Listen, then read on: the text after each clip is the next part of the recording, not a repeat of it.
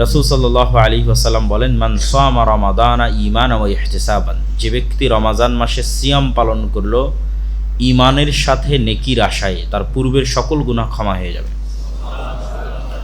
যে ব্যক্তি রমাজান মাসের রাতের সালাত তথা তারাবি বা তাহাজ্জুদের সালাত আদায় করলো, একদিনও মিস দিল না, ঈমানের সাথে নেকির আশায়, তার পূর্বের সকল গুনাহ ক্ষমা হয়ে যাবে। যে ব্যক্তি রমাজান মাসে লাইলাতুল কদর পেল এবং লাইলাতুল কদরে ইবাদত করলো, তার অতীতের সকল গুনাহ ক্ষমা হয়ে যাবে শুধু এক রাতের ইবাদতের কারণে। তাহলে কি পরিমাণ ফজিলত, কি পরিমাণ সুযোগ এবং অফার এই রমাজান মাসে আছে, তা আমরা খুব ভালোভাবেই চমৎকারভাবেই বুঝতে পারছি। তবে রাসূল সাল্লাল্লাহু আলাইহি ওয়াসাল্লাম যে দুটি শর্ত দিয়েছেন, ঈমানের সাথে নেকির আশায়। ঈমানের সাথে এর অর্থ হচ্ছে গুনাহ মুক্ত অবস্থায়, পূর্ণাঙ্গ ঈমানের সাথে। সিয়াম পালন করছি, শুধু পেটের সিয়াম, কিন্তু চোখের সিয়াম নাই, হাত পায়ের সিয়াম নাই, মুখের সিয়াম নাই, তাহলে এই সিয়ামের কোনো দাম নাই। তথা যেহেতু রাজনৈতিক পট পরিবর্তন ঘটেছে বাংলাদেশে, সেহেতু সারাদিন রাজনীতির আলাপ নিয়ে ব্যস্ত, গীবত, পরনিন্দা, অপবাদ, ফেসবুক, তাহলে এই রমাজান মাস খুব ব্যর্থ একটি রমাজান মাস হতে যাচ্ছে তাদের জন্য, যারা নিজের মুখ জবানকে কন্ট্রোল করতে পারছে না, এবং তাদের জন্য খুব ব্যর্থ একটি রমাজান মাস হতে যারা নিজেদের হাত, চোখ, কান এগুলোকে কন্ট্রোল করতে পারছে না। তো রমাজান মাসে আমাদের শক্ত সিদ্ধান্ত নিতে হবে যে আমরা গুনাহ মুক্ত এই 30 দিন পার করব। তবেই এই 30 দিন গুনাহ মুক্ত অবস্থায়, সিয়াম অবস্থায় পার করলেই আমাদের অতীতের সকল গুনাহ, 1 মাসের, 1 বছরের নয়, 2 বছরের নয়, 1 বছর আগের, 1 বছর পরের নয়, জন্মের পর থেকে এই রমাজান পর্যন্ত যত গুনাহ হয়েছে সব ক্ষমা হয়ে যাবে। কিন্তু ওইটার জন্য আমাকে শর্ত পূরণ করতে হবে। সেই শর্ত পূরণ হচ্ছে ঈমান অবস্থায় নেকির আশায়। নেকির আশায় মানে আল্লাহর সন্তুষ্টির জন্য, লোক দেখানোর জন্য নয়। আর ঈমানের সাথে মানে গুনাহ মুক্ত। এই জন্য সর্বোচ্চ চেষ্টা করতে হবে রমাজান মাসে, যেহেতু আমরা সিয়াম রাখছি সেহেতু সিয়ামটাকে কার্যকরী করি। কেন কষ্ট করে না খেয়ে থাকাটাকে নষ্ট করব? কেন সিয়াম না খেয়ে থেকে সিয়ামটাকে নষ্ট করব? রাসূল সাল্লাল্লাহু আলাইহি ওয়াসাল্লাম বলেন, মাল্লাম ইয়াদা কাওলা যুরি ওয়াল আমালা বিহি ফালাইসা লিল্লাহি হাজাতুন আন ইয়াদা তুআমাহু ওয়া শারাবাহু। যে ব্যক্তি মিথ্যা কথা, মিথ্যা কাজ পরিহার করলো না, তার না খেয়ে থাকা বেকার। তাহলে আমরা শুধু কষ্ট করে না খেয়ে থাকলাম, ওই ফজিলতটা কিন্তু অর্জন করতে পারলাম না। তাহলে যেহেতু কষ্ট করছি, সেহেতু আর 2টা অতিরিক্ত কষ্ট করতে তো আর সমস্যা নেই। এই আর 2টা অতিরিক্ত কষ্ট করার আমাদের শক্ত পণ নিতে হবে যে আমরা রমজান মাসে কোনো গুনাহ করব না ইনশাআল্লাহ। তাহলে আমরা ইনশাআল্লাহ রমজানের যে ফজিলত সেটি আমরা পাবো। দ্বিতীয় রমজানে সবচেয়ে জরুরি কাজ কি, বা মানুষের জীবনে আসলে সবচেয়ে জরুরি কাজ কি? সেই 2টা কাজই রমজানে সবচেয়ে জরুরি কাজ। শেখ আব্দুর রাজ্জাক বিন ইউসুফ বহু বক্তব্যে বলেছেন, মানুষের জীবনে 1 নম্বর ইমার্জেন্সি হচ্ছে সালাত। 1 নম্বর সবচেয়ে জরুরি আদায়যোগ্য কাজ, যার চেয়ে জরুরি কোনো কাজ পৃথিবীতে নাই, সেটা সালাত। তার সাথে দ্বিতীয় জরুরি কাজ হচ্ছে কোরআন। এই জন্য উনি ওনার বহু বক্তব্যে বলেছে যে দিনে কিছুই যদি না পারেন, সূরা নাস, ফালাক, ইখলাস হলেও পড়তে হবে, কোরআনের সাথে থাকতে হবে। তা এই রমাজান মাসেও আমাদের সবচেয়ে জরুরি 2টা করণীয়, 1 নম্বর 5 ওয়াক্ত ফরজ সালাত, যদি পারা যায় জামাতের সাথে, সর্বোচ্চ চেষ্টা করা। অন্তত এই রমাজান মাসে যদি আমরা কিছু না করতে পারি, যে রমাজান মাসে আমি কি করতে চাই, কিছুই করতে পারলাম না, অন্তত এই 2টা কাজ যেন আমাদের মিস না হয়। 1, আমরা সালাত মিস দিব না, চেষ্টা করব 5 ওয়াক্ত সালাত জামাতের সাথে আদায় করার। 2, কোরআন। কেননা এই রমাজানের যত বরকত, যত ফজিলত সব কোরআনের কারণে। শাহরু রমাদান আল্লাযী উনজিলা ফীহিল কুরআন, এই মাস সেই মাস যে মাসে কোরআন অবতীর্ণ হয়েছে। ইন্না আনজালনাহু ফী লাইলাতিল কদর, আর আমরা কোরআনকে অবতীর্ণ করেছি লাইলাতুল কদরে। তাহলে লাইলাতুল কদরের শ্রেষ্ঠত্ব কোরআনের কারণে, রমাজানের শ্রেষ্ঠত্ব কোরআনের কারণে, মুহাম্মদ সাল্লাল্লাহু আলাইহি ওয়াসাল্লামের শ্রেষ্ঠত্ব কোরআনের কারণে, উম্মতে মুহাম্মাদের শ্রেষ্ঠত্ব কোরআনের কারণে। নূহ আলাইহিস সালাতু ওয়াস সালামের কওমের একজন মুমিন যদি 1000 বছর জীবন পেয়ে থাকে, আর উম্মতে মুহাম্মাদের একজন মুমিন যদি 60 বছর জীবন পেয়ে থাকে, তাহলে গ্যাপ প্রায় 940 বছর। তাহলে নূহ আলাইহিস সালাতু ওয়াস সালামের কওমের একজন মুমিনের 940 বছরের ইবাদতকে উম্মতে মুহাম্মাদির একজন মাত্র 60 বছরের ইবাদত দিয়ে কিভাবে পার করবে? কিভাবে কিয়ামতের মাঠে উম্মতে মুহাম্মাদি নেকিতে সর্বশ্রেষ্ঠ হবে, অথচ হায়াত 60 বছর, কিন্তু তারাই জান্নাতে সর্বশ্রেষ্ঠ নেকির অধিকারী হবে। অথচ তাদের অতীতে যারা চলে গেছে তাদের হায়াত 900 বছর, 1000 বছর, 1500 বছর, তাহলে তো সে 1000 বছর ইবাদত করেছে, 900 বছর ইবাদত করেছে। তো বলছে লাইলাতুল কদরি খায়রুম মিন আলফি শাহর, লাইলাতুল কদরের এক রাতের ইবাদত 1000 মাসের ইবাদতের চেয়ে শ্রেষ্ঠ। 1000 মাসের ইবাদতের সমান বলা হয়নি, 1000 মাসের ইবাদতের চেয়ে শ্রেষ্ঠ। তাহলে এইটার কারণ হচ্ছে কোরআন। এই সূরা ফাতিহা উম্মতে মুহাম্মাদির কাছে আছে, অতীতের কোনো জাতির কাছে ছিল না। এই সূরা ফাতিহা পড়ার যে নেকি, সূরা বাকারা পাঠ করার যে নেকি, এই নেকি থেকে অতীতের উম্মতরা বঞ্চিত। এই জন্য কোরআন দিয়েই এবং কোরআনের বরকতেই উম্মতে মুহাম্মাদি অতীতের উম্মতের 1000 বছরের ইবাদতকে অতিক্রম করে যাবে মাত্র 60 বছরের জীবনের, তাও পুরোটা নয়। আমরা প্রতিদিনের 8 ঘন্টা ঘুমাই, তাহলে আমাদের জীবনের 3 ভাগের 1 ভাগ আমরা ঘুমাই, 60 বছরের 20 বছর ঘুমাই। আর এখন যদি আপনি নিজের ফোনের সেটিংসে গিয়ে দেখেন যে আপনি সারাদিন কতক্ষণ ফোন চালিয়েছেন, তো গড়ে দেখবেন 5 ঘন্টা, 6 ঘন্টা, 4 ঘন্টা, অন্তত 30%, 40%-এর মানুষের গড়ে ফোন চালানোরই পরিমাণ 5 ঘন্টা, 6 ঘন্টা। তারপরে তো অফিসের কাজ আছে, খাওয়া দাওয়া সব কিছু আছে, সব মিলে আসলে আমরা ইবাদত করি কতক্ষণ? কিয়ামতের মাঠে মানুষ দেখবে যে তার হায়াত দুনিয়াতে ছিল 1 দিন। কেন? মানে সারা জীবনে যতটুকু কাজ আল্লাহর জন্য হয়েছে ওটা জমা হতে হতে 1 দিনের সমান হয়েছে।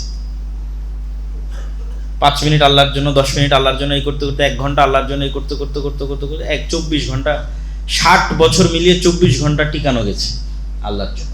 তাহলে দুনিয়াতে সে প্রকৃত জীবন যেটা সে যাপন করেছে সেটা মাত্র 1 দিন, ওইটা প্রকৃত জীবন। আর বাকি যেটা সে অন্য জায়গায় ব্যয় করেছে সেটা কিন্তু প্রকৃত জীবন নয়। তাহলে আমাদের রমজানে জরুরি 2টা কাজের একটা কাজ সালাত, এবং দ্বিতীয় জরুরি কাজ হচ্ছে কোরআন। কোরআনের বিষয়ে আমি বহু বক্তব্যে বলেছি, কোরআনের গুরুত্ব তুলে ধরার জন্য, কোরআনের প্রয়োজনীয়তা তুলে ধরার জন্য। তাও আজকে 2-1টা সংক্ষিপ্ত কথা বলি। আল্লাহ রাসূল সাল্লাল্লাহু আলাইহি ওয়াসাল্লাম বলছেন, প্রত্যেক মানুষের কিছু ক্লোজ সার্কেল থাকে। যেমন আমরা গত সরকার বলি, এই সরকার বলি, সব সরকারেরই দেখা যাচ্ছে যে প্রধানমন্ত্রী হয় তার নিজস্ব একটা ক্লোজ সার্কেল থাকে। তো মানুষ হয়তো চিন্তা করে যে আমি যদি সে ক্লোজ সার্কেলের অন্তর্ভুক্ত হতে পারতাম, বড় ব্যবসায়ী, বড় পদের কেউ। তো রাসূল সাল্লাল্লাহু আলাইহি সাল্লাম বলছেন আল্লাহর নিজস্ব একটা ক্লোজ সার্কেল আছে। আল্লাহ সুবহানাহু ওয়া তাআলার ফ্রেন্ড, আল্লাহ সুবহানাহু ওয়া তাআলার ওয়ালি, আউলিয়াউর রহমান, আল্লাহর বন্ধু, যারা আল্লাহ সুবহানাহু ওয়া তাআলার অতি নিকটে থাকবে এবং অতি ক্লোজ, অতি কাছে থাকবে, তারা হচ্ছে আহলুল্লাহ। তাদের নাম দেওয়া হয়েছে আহলুল্লাহ, তারা আল্লাহর লোক। যে উমুক হচ্ছে প্রাইম মিনিস্টারের লোক, উমুক কিন্তু কমিশনারের লোক, উমুক উমুকের লোক, এটা একটা সম্মান, পাওয়ার। তাহলে কেউ পৃথিবীতে কিছু মানুষ আছে যারা কার লোক? আল্লাহ। তারা হচ্ছে যারা কোরআনের সাথে সবসময় উঠা বসা করে। আল্লাহু আকবার। যাদের উঠা বসা চলাফেরা কোরআনের সাথে, তারা আল্লাহর লোক, তারা আল্লাহর খুব কাছের আউলিয়া ও রহমান। রাসূল সাল্লাল্লাহু আলাইহি ওয়াসাল্লাম বলছেন, আল কোরআন হুজ্জাতুল লাকুম আও আলাইকুম, কোরআন তোমাদের পক্ষে দলিল অথবা তোমাদের বিপক্ষে দলিল। আমরা সিয়ামের কথা শুনেছি, এই যে সিয়াম আমাদের পক্ষে সাক্ষী দিবে, কিন্তু কোথাও হাদিসে বলা নাই যে সিয়াম আমাদের বিপক্ষে সাক্ষী দিবে। আর যে কোনো ইবাদতের ক্ষেত্রে এটাই পাওয়া যায় যে সেই ইবাদত যদি সাক্ষী দেয়, কথা বলে, পক্ষেই কথা বলবে। কোরআন একমাত্র ব্যতিক্রম যে যদি পক্ষে না বলে তাহলে কিসে বলবে? বিপক্ষে বলবে, চুপ থাকবে না। কোরআনের বিষয়ে চুপ থাকার কোনো দলিল কোরআন এবং হাদিসে নাই। সিয়াম রেখেছি, সিয়াম পক্ষে বলবে, রাখিনি, কথা নাই। তাহলে একমাত্র ব্যতিক্রম কোরআন। পড়লাম পক্ষে বলল, না পড়লাম নাই, না পড়লাম এবার বিপক্ষে বলবে, তাহলে তো বিপদ। এই জন্য কোরআনের বিষয়টি এত সহজ নয়।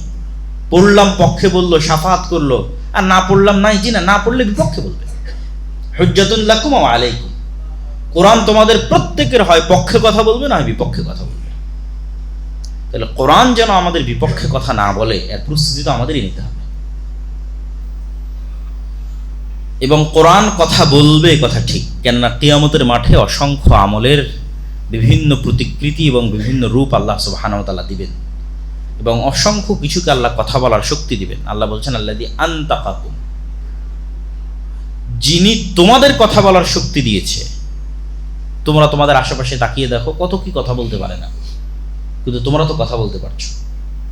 তাহলে তোমাদেরকে কথা বলার শক্তি কে দিয়েছে? আল্লাহ। তো যিনি আজ মানুষকে কথা বলার শক্তি দিয়েছে, তিনি কাল মাটিকে কথা বলার শক্তি দিবেন। মাটি থেকেই তো মানুষ তৈরি হয়েছে।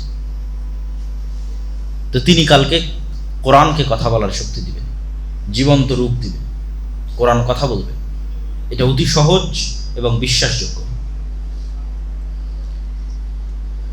তো রমজানে আমরা সর্বোচ্চ চেষ্টা করতে হবে আমাদেরকে, যে আমরা 5 ওয়াক্ত সালাত যদি পারা যায় জামাতের সাথে সর্বোচ্চ গুরুত্ব দিয়ে, আর 2 কোরআন। কোরআন পৃথিবীতে থাকা এমন কিছু যা সরাসরি রব্বুল আলামিনের জাতের সাথে কানেক্টেড। আর কোনো কিছুই পৃথিবীর রব্বুল আলামিনের সত্তার সাথে সম্পৃক্ত নয়। রব্বুল আলামিনের সৃষ্টি সবকিছু তার সত্তার সাথে কানেক্টেড নয়, তার সিফাত, তার গুণ নয়। আল্লাহ সুবহানাহু তাআলার হাত আল্লাহ সুবহানাহু তাআলার সাথে কানেক্টেড, সম্পৃক্ত, তার সিফাত, তার গুণ। আর পৃথিবীতে আর বাকি যা কিছু আছে সব আল্লাহর সৃষ্টি। একমাত্র কোরআন হচ্ছে কালামুল্লাহ, আল্লাহর বাণী, আল্লাহর আওয়াজ, আল্লাহর শব্দ, আল্লাহর বাক্য। এই জন্য কোরআনের গুরুত্ব সীমাহীন এবং অপরিসীম। এমনিতেই যে কোনো আসমানি কিতাবের গুরুত্ব সীমাহীন ও অপরিসীম। বানু ইসরাইলের উপর যখন তাওরাত অবতীর্ণ করা হয়, ওয়ারাফা'না ফাওকাকুমুত তুর, তাহলে তাওরাত কত গুরুত্বপূর্ণ যে তোমরা তাওরাত মানতে বাধ্য, এই ওয়াদা নেওয়ার জন্য আল্লাহ তুর পাহাড়কে বানু ইসরাইলের মাথার উপর তুলে ধরেছে। এই তোমরা ওয়াদা করো যে তোমরা তাওরাত পড়বা এবং মানবা, না হলে কিন্তু পাহাড় ছেড়ে দিলাম। এটা তাওরাতের ক্ষেত্রে বানু ইসরাইলের সাথে ঘটানো হচ্ছে। তখন বানু ইসরাইল ওয়াদা করলো যে হ্যাঁ, আমরা তাওরাতের উপর ঈমান আনয়ন করলাম, তাওরাত পড়বো এবং মানব।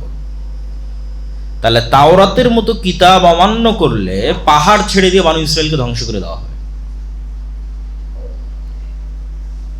একই অবস্থা উম্মতে মুহাম্মাদের। হ্যাঁ, অন্য উম্মতকে যেভাবে ধ্বংস করা হয়েছে উম্মতে মুহাম্মাদীকে সেভাবে করা হবে না। উম্মতে মুহাম্মাদীকে ধ্বংস করার ধরন ভিন্ন। যেমন নূহ আলাইহিস সালামের কওমকে ধ্বংস করা হয়েছে বন্যা দিয়ে, আদ সামুদকে ধ্বংস করা হয়েছে ঝড় এবং বিকট আওয়াজ দিয়ে, লূত আলাইহিস সালামের কওমকে ধ্বংস করা হয়েছে শহর উল্টিয়ে আকাশ থেকে অগ্নি বৃষ্টি করার মাধ্যমে, ফেরাউনের কওমকে ধ্বংস করা হয়েছে ডুবানোর মাধ্যমে। উম্মতে মুহাম্মাদী যদি কোরআনকে অবমূল্যায়ন করে তো উম্মতে মুহাম্মাদী কি দিয়ে ধ্বংস হবে? উম্মতে মুহাম্মাদীর ধ্বংসের মাধ্যম হচ্ছে, যেহেতু রাসূল সাল্লাল্লাহু আলাইহি ওয়াসাল্লাম উম্মতে মুহাম্মাদীর জন্য দোয়া করেছেন যে তাদের যেন সমূলে ধ্বংস না করা হয়, সেহেতু সমূলে ধ্বংস হবে না। তাহলে উম্মতে মুহাম্মাদীর উপর গজব কোনটা? উম্মতে মুহাম্মাদীর উপর কোরআন অবমূল্যায়নের গজব হচ্ছে তাদের উপর ভিন্ন জাতিকে চাপিয়ে দেওয়া হবে। বাগদাদে হালাকু খা, চেঙ্গিস খা যা করেছে, ফিলিস্তিনে ক্রুসেডাররা যা করেছে, আজকে ইহুদিরা যা করছে, রোহিঙ্গাতে মায়ানমারে মুসলমানদের উপর যা হচ্ছে, এগুলোর মূল কারণ যদি আমরা দুনিয়ার কারণ না দেখি, যে অলৌকিক কারণ কি, আধ্যাত্মিক জগতের কারণ কি, অদৃশ্য কারণ কি, গায়েবের কারণ কি, মূল কারণ তো চোখের সামনে দেখাই যায়, বাস্তব কারণ তো চোখের সামনে দেখাই যায়। অদৃশ্য গায়েবের কারণ কি? অদৃশ্য গায়েবের কারণ হচ্ছে কোরআনের মূল্যায়ন আমাদের কাছে অতটুকু।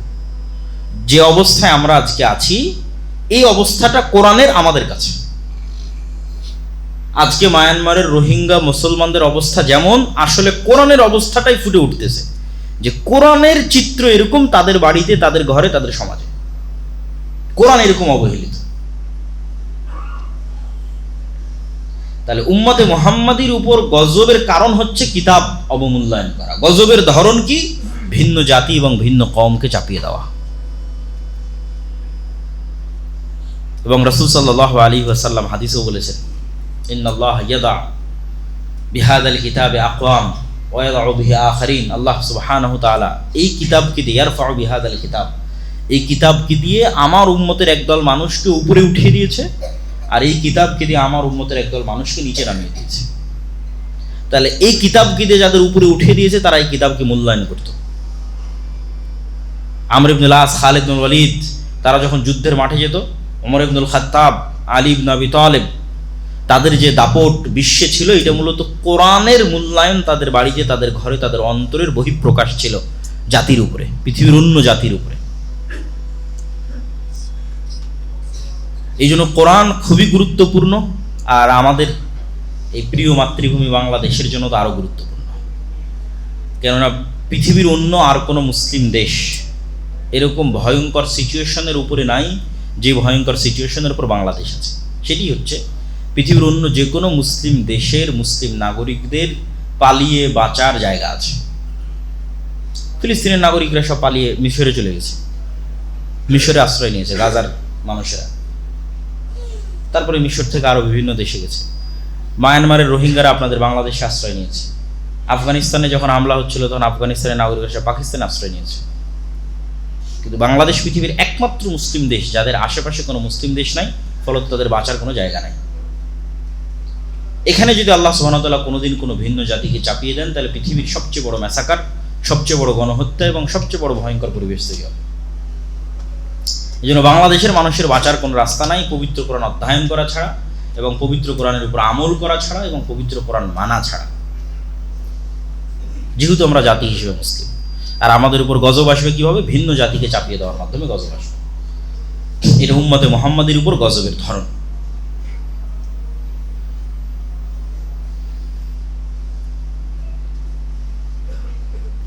কোরআনের ক্ষেত্রে আরো একটি বিষয়, সেটি হচ্ছে আমরা অনেকেই মনে করি যে আমাদের ছোট্ট সন্তানেরা কোরআন শিখবে, তাদেরকে আমরা মক্তবে পাঠাই, মাদ্রাসায় পাঠাই, স্কুলে পাঠাই।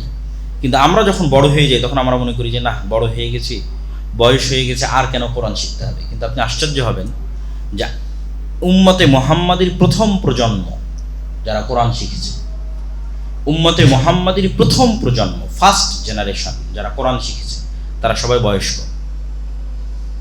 স্বয়ং মুহাম্মদ সাল্লাল্লাহু আলাইহি ওয়াসাল্লাম কোরআন শিখেছেন 40 বছর বয়সে। খাদিজা রাদিয়াল্লাহু তাআলা আনহা কোরআন শিক্ষা শুরু করেছেন 55 বছর বয়সে। ওমর ইবনুল খাত্তাব, আবু বকর থেকে শুরু করে রাসূল সাল্লাল্লাহু আলাইহি ওয়াসাল্লামের সাথে আর যারা ইসলাম গ্রহণ করেছিল তাদের ম্যাক্সিমাম 40+ বয়সে তারা প্রথম কোরআনের আওয়াজ শুনেছে, তারা প্রথম কোরআনের কথা শুনেছে যখন তাদের বয়স 40 পার হয়ে গেছে। তাহলে উম্মতে মুহাম্মাদের ফার্স্ট জেনারেশন কোরআন শিখেছে গড়ে যখন তাদের বয়স 40-এর উপর। তাহলে এই অজুহাত দিয়ে আমাদের বাঁচার কোনো রাস্তা নাই যে আমার তো বয়স পার হয়ে গেছে, আমি কোরআন শিখবো না। কেন? আমাদের প্রথম জেনারেশন কোরআন শুনেছি যখন তাদের বয়স 40 পার হয়ে গেছে। তারপরে না তাদের ছেলেমেয়েরা যখন মুসলমান হলো, আব্দুল্লাহ বিন উমর, আব্দুল্লাহ বিন আব্বাস, তখন ছোট ছোট বাচ্চাদের কোরআন শেখানো হলো। কিন্তু রাসূল সাল্লাল্লাহু আলাইহি ওয়াসাল্লাম এবং রাসূল সাল্লাল্লাহু আলাইহি ওয়াসাল্লামের স্ত্রী তারা নিজেরাই তো 40 এবং 55 বছর বয়স, তখন তারা প্রথম কোরআনের আওয়াজ শুনেছে এবং কোরআন শিখেছে, কোরআন মুখস্থ করেছে এবং মানুষকে শিখিয়েছে। তাহলে আমাদের প্রথম জেনারেশন যদি 40+ বছর বয়সে কোরআন মুখস্থ করতে পারে, কোরআন শিখতে পারে, কোরআন শিখাতে পারে, তাহলে আমরা কেন কোরআন শিখতে পারবো না, কোরআন শিখাতে পারবো না, এবং কোরআন মুখস্থ করতে পারবো না, এবং কোরআনের উপর আমল করতে পারবো না? প্রিয় উপস্থিতি,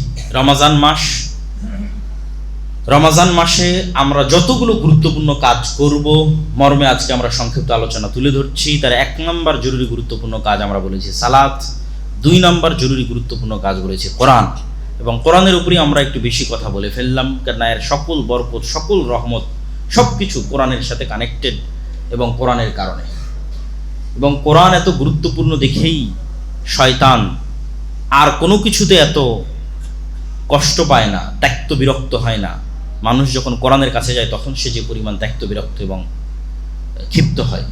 এই জন্য অন্য সকল কাজ শুরু করা হয়েছে বিসমিল্লাহ দিয়ে, আর কোরআন শুরু করা হয়েছে আউযুবিল্লাহ দিয়ে। যখন তোমরা কোরআন পড়বে ফাস্তাইজ মিনাশ শাইতানির রাজিম, কোরআনের শুরুতে আগে বলবে আউযু বিল্লাহি মিনাশ শাইতানির রাজিম, আল্লাহ শয়তান থেকে পরিত্রাণ চাই। কেন? শয়তান তোমাকে কোরআন পড়তে দিবে না। ঘন্টার পর ঘন্টা মোবাইল চালাতে তুমি বিরক্ত হবে না, কিন্তু কোরআন পড়বা, পড়া শিখবা এই নিয়ত করতে এবং 5 মিনিটের উপর অটল থাকতে বিরক্ত হয়ে যাবা, এটা তো শয়তান। এই জন্য অন্য সব কাজ আমরা শুরু করছি বিসমিল্লাহ দিয়ে, কিন্তু কোরআন শুরু করছি আউযুবিল্লাহ দিয়ে, এবং এটা ফরজ আউযুবিল্লাহ দিয়ে কোরআন শুরু করা। কেন আমাদেরকে কোরআন পড়তে দিবে না এই মর্মে সবচেয়ে বড় শক্তি হচ্ছে শয়তান। না, কোরআন আমাদেরকে হেদায়েতের রাস্তায় নিয়ে যাবে, আল্লাহ সুবহানাহু ওয়া তাআলার সাথে নিয়ে যাবে। রমজান মাসে জরুরি আর যে কাজগুলো, আমরা রমজানের একটি সংক্ষিপ্ত রুটিন আপনাদের সামনে তুলে ধরতে চাই, যেটির মধ্যে অন্য জরুরি কাজও আসবে এবং আপনাদের ক্ষেত্রে উপকারী হবে। রমজানের 3টে সময়কে সবচেয়ে গুরুত্ব দিতে হবে। 1, সাহারি এবং সাহারি থেকে নিয়ে সূর্য ওঠা পর্যন্ত। 2, আসরের সালাত থেকে নিয়ে ইফতারি পর্যন্ত। 3, রাতের সালাত। প্রথম সাহারি এবং সাহারি থেকে সূর্য ওঠা পর্যন্ত রাসূল সাল্লাল্লাহু আলাইহি ওয়াসাল্লাম বলেছেন, তাসাহারু ফাইন্না ফিস সুহুরি বারাকা, তোমরা সাহারি করো কেন সাহারিতে বরকত আছে। সাহারিকে কালচার বানাতে হবে, সংস্কৃতি বানাতে হবে। ওসমান হাদি বলতো যে আমরা সংস্কৃতির লড়াই করতে চাই।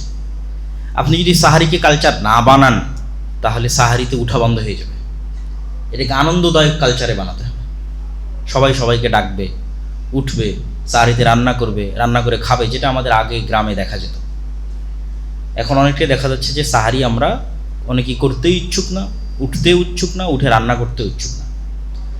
সাহারিতে উঠার অভ্যাস করতে হবে, সাহারিকে কালচার বানাতে হবে এবং সাহারিতে খেতে হবে রাসূল সাল্লাল্লাহু আলাইহি ওয়াসাল্লামের সুন্নাহ।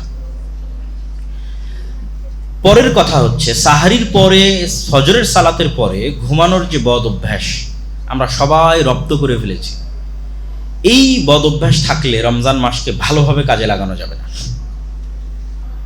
খুব উপকারীভাবে আপনি কাজে লাগাতে পারবেন না। কেননা সব বরকত সকালে থাকে। একদিন সকালকে কাজে লাগিয়ে দেখেন কি পরিমাণ সময়কে আপনি কাজে লাগাতে পারছেন, কত কাজ আপনি সারাদিনে করতে পারছেন, কত কি আপনি শিখতে পারছেন। একদিন করে দেখেন। আপনি সকালে ঘুমাবেন না তা না, সূর্য ওঠার পরপরই ঘুমিয়ে যান। সূর্য খুব দ্রুতই উঠে, ফজরের সালাতের পর হয়তো সর্বোচ্চ 1 ঘন্টা পরে সূর্য উঠে যায়। 40-45 1 ঘন্টা 100 1 ঘন্টার মধ্যে সূর্য উঠে যায়। সূর্য উঠা পর্যন্ত অপেক্ষা করার পর আপনি রেস্ট নিতে পারেন।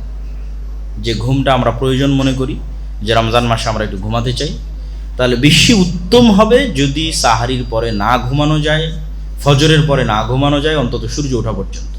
তারপরে যদি হালকা রেস্ট নেওয়া যায়, এটা একটা সময়। এই সময়টাকে কাজে লাগালে আপনি পুরো রমজানকে শতভাগ কাজে লাগাতে পারবেন। দ্বিতীয় সময় আসরের পর থেকে নিয়ে মাগরিব পর্যন্ত। রমজানে ইবাদত করতে চাইলে ব্যস্ততা কমাতে হবে, রমজানে ইবাদত করতে চাইলে কাজ কমাতে হবে। যে ব্যবসায়ী তাকে চিন্তা করতে হবে সামনে রমজান আসতেছে, কিভাবে আমি সকল কাজ আগেই কমপ্লিট করে রাখবো যেন রমজানে আমি ঠিক মতো কাজ করতে পারি। যার অফিস আছে, যার স্কুল আছে, শিক্ষা প্রতিষ্ঠান আছে, ডেইলি চাকরি আছে, তারাও একটা প্ল্যান রাখবে যে কিভাবে আমি রমজানে কাজ কমিয়ে নিয়ে আসতে পারি। রমজানে কাজ কমিয়ে নিয়ে এসে আসরের পর থেকে না মাগরিব পর্যন্ত এই সময়টা পুনরায় কোরআন তেলাওয়াত হোক, জিকির আজকার হোক, তাসবিহ তাহলিল হোক, এটাতে ব্যয় করতে হবে। কেন আপনি ফজরের পর থেকে নিয়ে সূর্য ওঠা পর্যন্ত যদি একই জায়গায় বসে থেকে জিকির আজকার, তাসবিহ তাহলিল, কোরআন তেলাওয়াত, কোরআন শিখায় ব্যয় করেন এবং ওই সেম জায়গায় সূর্য ওঠার পর যদি আপনি 2 রাকাত সালাত আদায় করে উঠে আসেন, তাহলে আপনি কবুল হজের সমান নেকি পাবেন। তো অনেক বড় ফজিলত। তো এইটার কোনো রহস্য আছে দেখি তো এত বড় ফজিলত দেওয়া আছে, এটা কঠিন দেখেই এত বড় ফজিলত দেওয়া আছে। ফজিলতের পিছনে অবশ্যই যেগুলোতে বেশি ফজিলত দেওয়া আছে সেগুলো এত সহজ নয়। মানুষের জন্য কঠিন দেখেই ফজিলত দেওয়া আছে, উপকারী দেখেই উৎসাহিত করা আছে। তো আসরের পর থেকে মাগরিব পর্যন্ত এই সময়ে এত ইফতারির আয়োজন, এত খাবার দাবারের আয়োজন, এগুলো একটু কমাতে হবে। অর্থ অপচয় কমাতে হবে, কমিয়ে এই সময়টাও জিকির আজকার, তাসবিহ তাহলিলে ব্যয় করতে হবে। এবার 3 নাম্বার হচ্ছে রাতের সালাত। রাতের সালাতের ক্ষেত্রে যারা নিয়মিত তাহাজ্জুদের সালাতে অভ্যাসী, অথবা যাদের কনফিডেন্স আছে যে আমি শেষ রাতে উঠতেই পারবো, সে জামাতে তারাবি আদায় না করলেও কোনো সমস্যা নেই। বরং তার জন্য এটাই উত্তম যে সে শেষ রাতে উঠে একা একই লম্বা তেলাওয়াতের মাধ্যমে, লম্বা সালাতের মাধ্যমে তাহাজ্জুদের সালাত আদায় করবে এবং তারপরে তাহাজ্জুদ শেষে বেতের শেষে সে সাহারি করবে।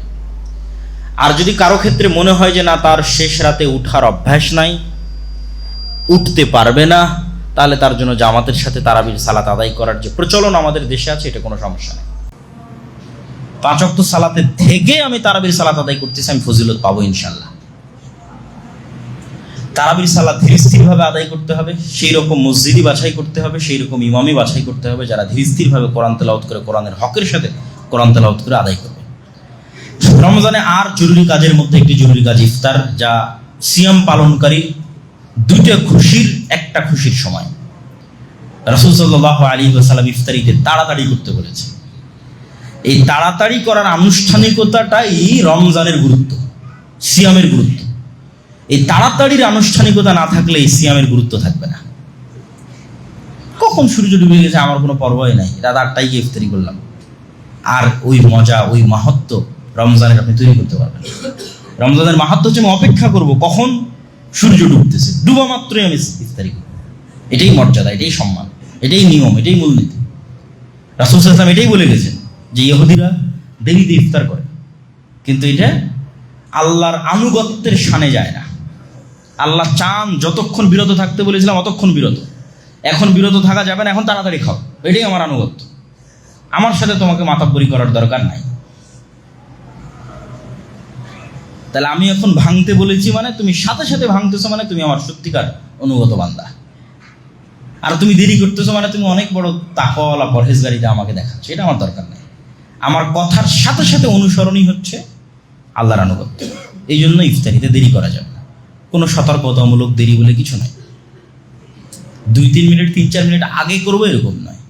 সূর্য ডোবার যে নির্ধারিত সময় এখনকার প্রযুক্তির মাধ্যমে খুব ভালোভাবে আমরা জানতে পারি, সেইটির সাথে সাথে আমাদের ইফতার করা সুন্নাহ। রমজান মাসে আর যে সমস্ত জরুরি কাজে আমরা যুক্ত হয়ে থাকি অথবা হতে চাই অথবা হতে পারি, তার একটি হচ্ছে ইতিকাফ, তার একটি হচ্ছে লাইলাতুল কদর, তার একটি হচ্ছে যাকাত। যদিও এগুলো প্রত্যেকটার উপরেই আলাদা আলাদা আলোচনা করা যাবে, সংক্ষিপ্ত করে আমি বলে নিচ্ছি। লাইলাতুল কদর এবং ইতিকাফ এই দুটো রমজানের শেষ 10 দিনের সাথে সম্পৃক্ত। আমরা অনেকেই মনে করি যে আমরা ইতিকাফে বসলাম, বসে বই পুস্তক পড়ব, বক্তব্য শুনব।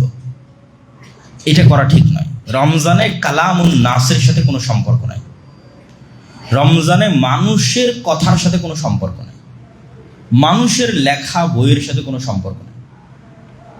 রমজানে লাইলাতুল কদর হোক, রমজানে ইতিকাফ হোক, শুধু কালামুল্লাহ, আল্লাহর কালামের সাথে সম্পর্ক।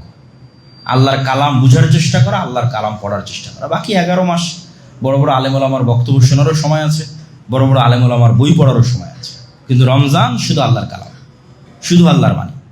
এই জন্য ইতিকাফে বসলেও বড় ইবাদত কোরআন তেলাওয়াত। লাইলাতুল কদরের রাত জেগে সালাত আদায়ের পরে সবচেয়ে বড় ইবাদত কোরআন তেলাওয়াত এবং কোরআন বুঝার চেষ্টা করা। আফালা ইয়াতাদাব্বারুনাল কোরআন আম আলা কুলুবিহিম আকফালুহা, তারা কি কোরআন বুঝার চেষ্টা করে না, না তাদের অন্তরকে তালাবদ্ধ করা হয়েছে? খাতামাল্লাহু আলা কুলুবিহিম, না তাদের অন্তরে মোহর মারা হয়েছে? কোরআন বুঝার চেষ্টা করতে হবে। রমজানের জরুরি কাজগুলোর মধ্যে লাইলাতুল কদরে পরিবার সহ রাত্রি জাগরণ করা, ইতিকাফে বসা এবং হিসাব করে পুঙ্খানুপুঙ্খরূপে যাকাত বের করা। যাকাতের গুরুত্ব, যাকাতের তাৎপর্য এবং যাকাতের হিসাবের উপর আমরা আরেকদিন বিস্তারিত আলোচনা করব। তবে সংক্ষিপ্ত এতটুকু যে সবগুলোর পিছনে মূল উদ্দেশ্য তাজকিয়াতুন নাফস, অন্তরকে পরিশুদ্ধ করা। আল্লাহ কোরআনে বলছেন যে কুতিবা আলাইকুমুস সিয়াম, তোমাদের উপর সিয়ামকে ফরজ করা হয়েছে। কেন? লাআল্লাকুম তাত্তাকুন, যেন তোমরা পরহেজগার হতে পারো, তোমাদের অন্তর যেন আল্লাহ ভীরু হওয়ার প্রশিক্ষণ পায়। তো অন্তরের তাজকিয়ার জন্য যেমন অন্তরের উপর কাজ চাপানো জরুরি, সেরকম অন্তরের অন্য আর ব্যাধি আছে, এগুলো থেকে তাকে মুক্ত করা জরুরি। অন্য রোগ আছে, অহংকার আছে, লোভ আছে, লালসা আছে, কৃপণতা আছে, এগুলো অন্তরের রোগ, অন্তরের অসুখ। এই জন্য যখনই আল্লাহ সুবহানাহু ওয়া তাআলা সালাতের কথা বলেছে তখনই যাকাতের কথা বলেছে, যখন এমনি আল্লাহর ইবাদতের কথা বলেছে তখনই দানের কথা বলেছে। কারণ এটার মাধ্যমে অন্তরের রোগ মুক্ত হয়, অন্তর কৃপণতা মুক্ত হয়, অন্তর লোভ মুক্ত হয়, অন্তর লালসা মুক্ত হয়। এবং বাধ্যতামূলক একটা তৈরি করে দেওয়া হয়েছে যে তোমাকে যাকাত দিতে হবে, ফিতরা দিতে হবে, অবশ্যই বাধ্যতামূলক। এর বেশি তো আরো দান করতেই হবে। তাহলে আমাদের অন্তরের কৃপণতা এবং লোভ লালসা থেকে বাঁচতে আমাদের যাকাত দিতে হবে, যাকাতের হিসাব করতে হবে। এবং এই রমজান মাসে পুঙ্খানুপুঙ্খ রূপে জাকাতের হিসাব করে জাকাত বের করার চেষ্টা করতে হবে। রাসূল সাল্লাল্লাহু আলাইহি ওয়াসাল্লাম রমজান মাসে এমন বেশি দান করতেন, পূর্ব দিক থেকে প্রবাহিত বাতাসের চেয়েও বেশি দান করতেন। তথা কিছু ধরে রাখতেন না, দিতেই থাকতেন। মানুষ যত দিবে আল্লাহ মানুষকে তত দিবেন, এটি মূলনীতি। মানুষ যত দয়া করবে আল্লাহ তত দয়া করবেন। মানুষ যত আরেক মানুষকে ক্ষমা করবে আল্লাহ ওই মানুষকে তত ক্ষমা করবেন। মানুষ আরেক মানুষকে যত খাওয়াবে আল্লাহ ওই মানুষকে তত খাওয়ার ব্যবস্থা করে দিবেন। মানুষ আরেক মানুষের যত রিজিকের ব্যবস্থা করে দিবে আল্লাহ এই মানুষের তত রিজিকের ব্যবস্থা করে দিবেন। আপনার দান আর জাকাতের টাকা তো আল্লাহ নিয়ে চলে যাবে না, আপনার দান আর জাকাতের টাকা দিয়ে আরেক মানুষের খাবারের ব্যবস্থা হবে। এটাই মহত্ব ইসলামের। এই জন্য ইফতারির ক্ষেত্রে কি বলা হয়েছে, যে কেউ যদি আর একজন সিয়াম পালনকারীকে ইফতার করে তাহলে ওরও সিয়ামের নেকি সে পাবে। তাহলে আর একজনের সিয়ামের নেকি আমি পেলাম কি শুধু খাওয়ানো দিয়ে? তাহলে খাওয়ানো একটা ইবাদত না হলে কিভাবে শুধু খাওয়ানো দিয়ে আর একজনের সিয়ামের নেকি পাওয়া যায়? রাসূল সাল্লাল্লাহু আলাইহি সাল্লামকে জিজ্ঞেস করা আইয়ুল ইসলামে আফজাল, ইসলামের সর্বশ্রেষ্ঠ ইবাদত কোনটা বলেন? তা আল্লাহ নবী বললেন ইসলামের সর্বশ্রেষ্ঠ ইবাদত দুইটা, পরিচিত অপরিচিত সবাইকে সালাম দিবা আর মানুষকে শুধু খাওয়াবা। খাওয়ানো ইবাদত। তাহলে একজন সিয়াম পালনকারীকে শুধু খাওয়ানোর মাধ্যমে আমি তার সিয়ামের নেকি পেয়ে যাচ্ছি। এই জন্য দেখবেন মক্কা মদিনায় গেলে এই কালচারটা তারা ধরে রেখেছে, ইফতার করানো। আলহামদুলিল্লাহ আমরাও উদ্যোগ নিয়েছি যে আমাদের দাওয়া সেন্টারে ইফতারির ব্যবস্থা থাকবে এবং আমাদের দাওয়া সেন্টার থেকে আশেপাশের ফুটপাতে থাকুক, অসহায় রিক্সা চালক থাকুক বা যারাই থাকুক, তাদের মধ্যে আমরা প্রতিদিন আমাদের সামর্থ্য অনুযায়ী যত প্যাকেট সম্ভব আমরা ইফতার বিতরণ করার চেষ্টা করব। আপনারা নিজেরাও যদি মনে করেন তাহলে এখানেও ইফতারিতে আসতে পারেন, এবং আপনারা যদি মনে করেন এখানের যে ইফতারি প্রজেক্ট আছে সেটিতে অংশগ্রহণ করবেন তাহলে সেটিতে অংশগ্রহণ করতে পারেন। সেটি দিয়ে আমরা যতদূর সম্ভব এখানেও ইফতারির ব্যবস্থা এবং বাইরের যে সমস্ত অসহায় গরিব মিসকিন ফুটপাতে থাকে, রাস্তাঘাটে ভিক্ষুক, রিক্সা চালক আরও যারা আছে তাদের সকলের মধ্যে আমরা ইফতার বন্টনের একটি প্রজেক্ট হাতে নিয়েছি, এটিতে আপনারা অংশগ্রহণ করতে পারেন। আল্লাহ সুবহানাহু ওয়া তাআলা আমাদের কবুল করুক, আল্লাহুম্মা আমিন। রমজানের সাথে সংশ্লিষ্ট তিনটা জরুরি মাসালা: কাফফারা, ফিদিয়া, কাজা।